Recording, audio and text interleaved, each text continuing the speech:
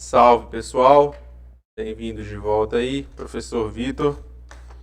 Então, vamos dar continuidade às nossas aulas de programação, né, mais especificamente sobre as estruturas de repetição.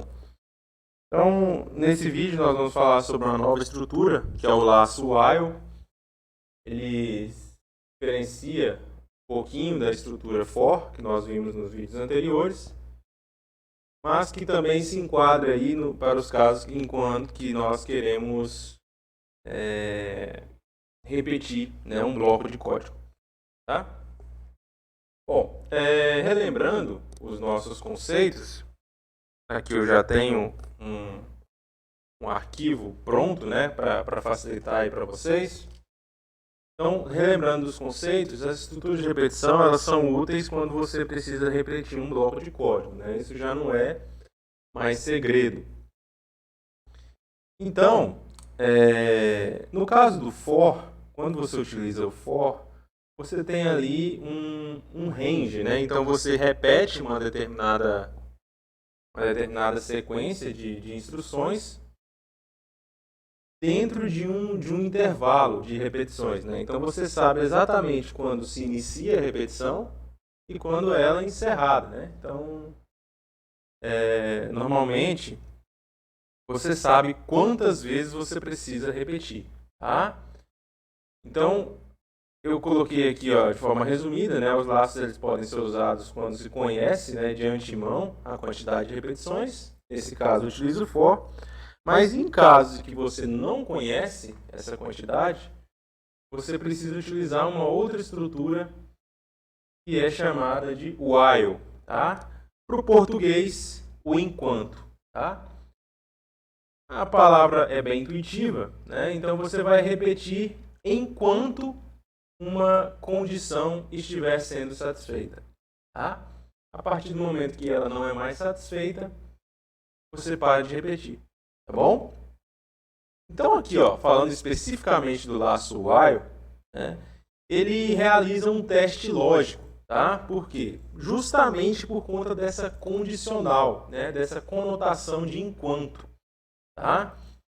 Então, ele realiza esse teste lógico já no início do loop. Quando você começa o loop, já na primeira iteração, você já tem que atender uma determinada condição, tá? Mas essa condição não necessariamente está relacionada ao iterador, né? Quando nós falamos lá do for, nós temos um iterador atuando aqui, ó. Eu vou colocar um exemplo aqui para a gente lembrar. Então a gente tem um iterador atuando dentro de um intervalo, né? Então o iterador aqui, no caso, é o i. E a condição é que esse iterador deve estar nesse intervalo aqui, ó, entre 1 e 10. Né? Esse iterador, ele vai, como o próprio nome diz, ele vai iterar, né? Ele vai somatizar de 1 até 10. Tá? No caso do while, isso não necessariamente precisa ocorrer. Eu não preciso ter um condicional, um teste lógico relacionado ao iterador. A gente já vai ver isso. Tá? Então, esse teste lógico, ele normatiza como o while vai funcionar. Tá? E o while, o loop do enquanto, né? A repetição do enquanto, ela vai ocorrer enquanto aquela condição, aquele teste lógico for verdadeiro. Tá? A partir do momento que o teste lógico for falso, ele para de ocorrer. Bem, como está acontecendo aqui, ó, como eu disse aqui nessa instrução. Bem, quando ele para de ocorrer, né, quando a gente atinge uma condição em que aquele teste lógico se tornou falso, tá? A gente chama isso de flag, né? Ou em inglês, em português, significa bandeira, né? É como uma sinalização que você está dando para o seu código de que a repetição deve parar, tá? Nós chamamos isso de flag, tá? Beleza. E como no for, né, a partir do momento que a repetição ela se encerra, O processamento do programa volta para o fluxo principal, né? Sai do laço de repetição, beleza?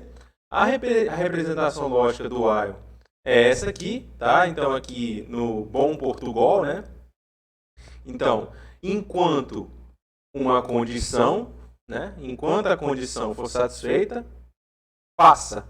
Tá? E dentro do bloco, e dentro da repetição, da estrutura de repetição, nós inserimos aqui o bloco de instruções e serão repetidas enquanto essa condição for satisfeita. Tá? Então veja que é bem conveniente, né, a palavrinha enquanto aí. Tá? Então aqui, ó, como a gente já tinha dito aqui, né, a presença do iterador aqui nesse caso, ela é totalmente opcional. Você não precisa de um iterador, tá?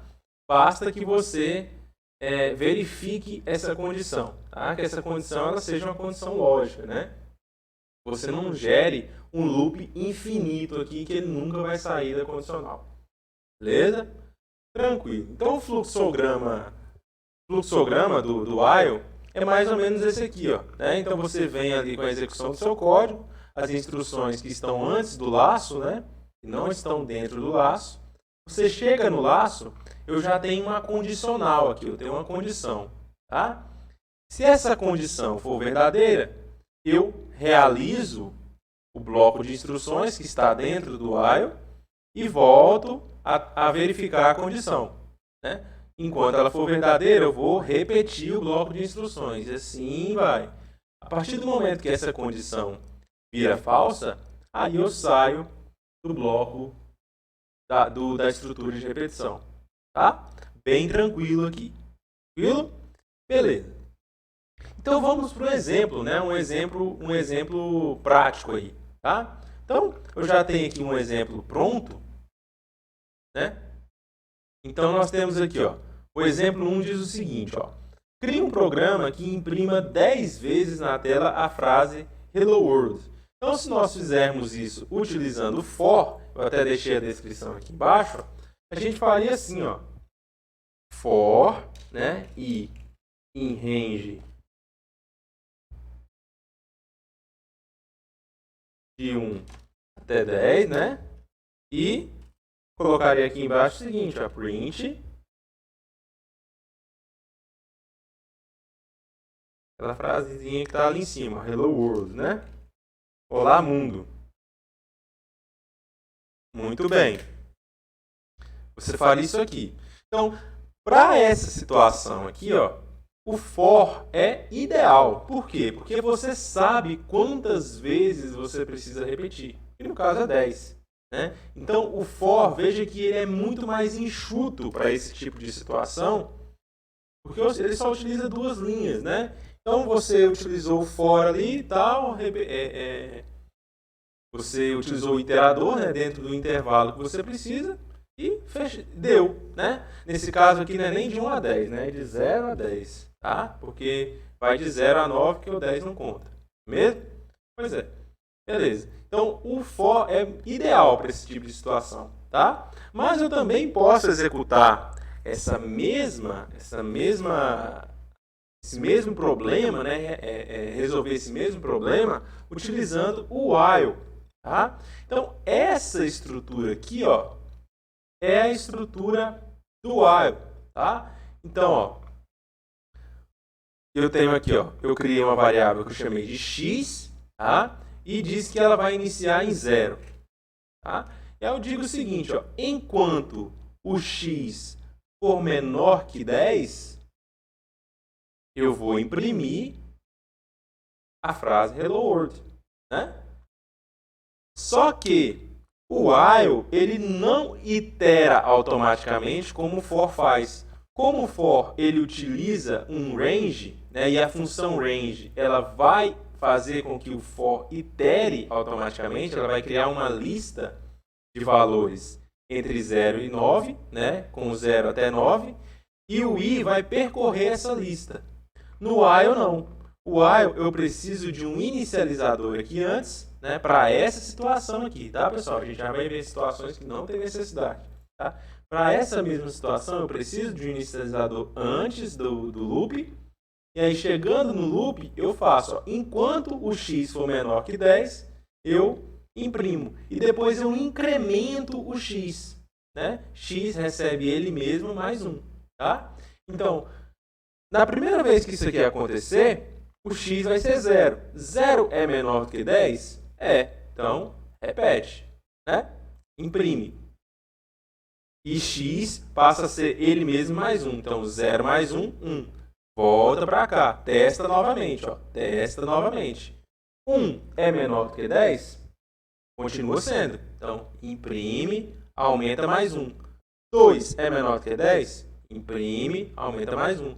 Até chegar ao ponto que 10 é menor do que 10? Não, 10 é igual a 10. Então, ele para de repetir e sai do laço. Tá? Então, vamos comentar esse for que eu criei aqui. E vamos executar o nosso exemplo. Só para a gente ter uma ideia, né, de como funciona o while. Ele está instanciando aqui a nossa máquina virtual, conectou, e aí, ó, gerou a frase Hello World 10 vezes. Tá? Se você comentar o while e agora realizar a mesma operação, mas com for, então vou só comentar aqui e descomentar aqui, né? Você vai ver que o efeito será exatamente o mesmo. Beleza? Mas esse exemplo foi legal para a gente ver que as duas estruturas funcionam, tá? Mas o while ele tem uma propriedade muito legal, que é essa que nós vamos tentar simular aqui, ó, no exemplo 2, tá? Então, no exemplo 2, que a gente vai ver no próximo vídeo, eu vou tentar mostrar para vocês qual que é a principal vantagem de se utilizar o while. Bem, vejo vocês lá.